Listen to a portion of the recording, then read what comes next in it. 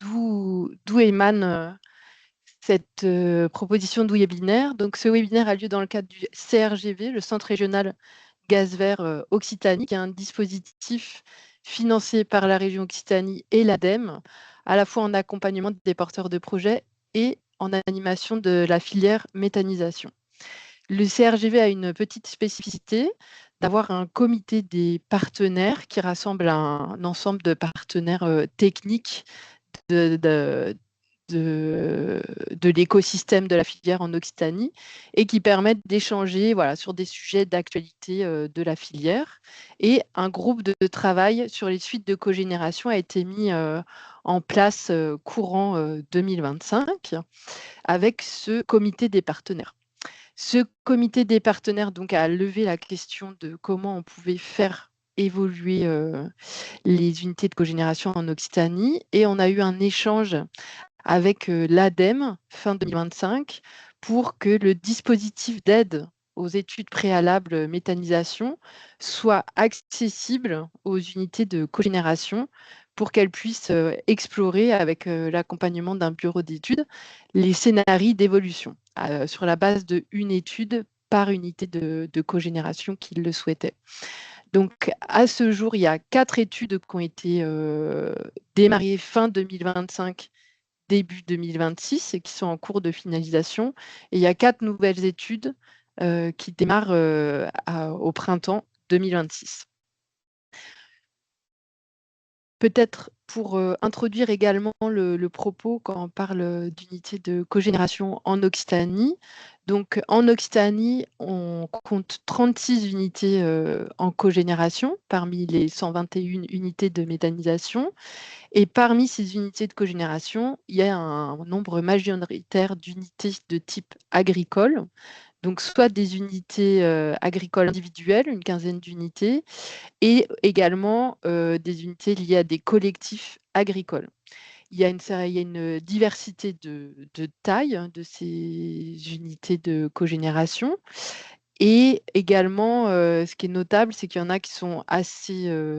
les premières unités datent à peu près des années 2010, mais les unités les plus récentes agricoles mises en service ont été mises en service en 2022. Donc certaines sont encore relativement récentes. Donc c'est juste pour poser un petit aperçu.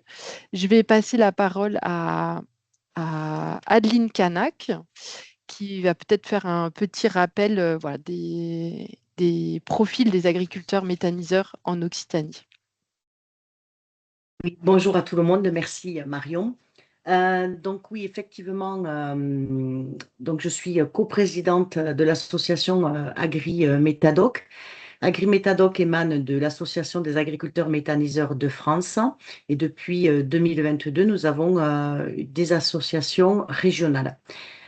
Donc effectivement, la méthanisation agricole, elle a démarré dès 2008. Il y a eu un développement à partir de 2008. On nous considère souvent comme des pionniers, les cogénérateurs. Et en fait, la méthanisation agricole, elle a débuté notamment dans le Grand Est et la Bretagne. Et étant donné que le réseau électrique était présent partout, on ne parlait pas à l'époque de gaz, d'injection de gaz.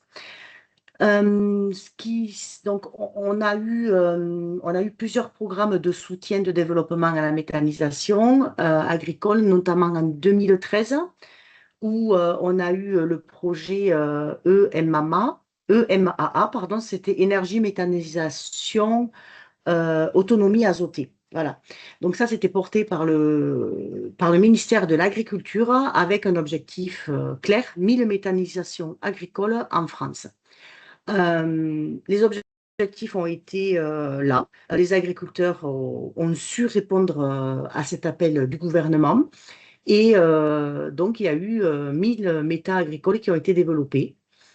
Depuis 2016, on voit que l'injection est arrivée et que effectivement les méthanisations se sont développées. Alors, c'était avant 2016, mais en 2016, on a eu le BG16. Et jusqu'à là, on avait très peu de tarifs d'achat qui date de 2011 pour l'injection. Et là, on a vu des méthanisations se construire le long des réseaux GRDF, Natran, Terega. Et la COGé, on a senti un ralentissement du développement de la méta en COGé. Le BG16, donc c'était le dernier tarif d'achat, où déjà on a limité, on ne pouvait pas produire plus de 500 kilos. Et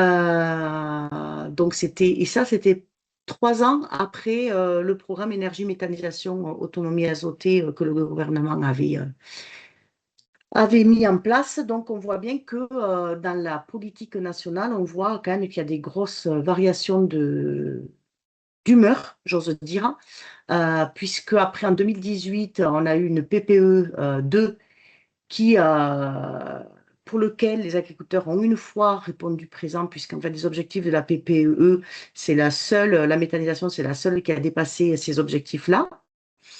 Et en 2025, on a vu l'abrogation du tarif BG16, c'est-à-dire qu'aujourd'hui, on ne peut plus construire une unité de méthanisation en cogénération.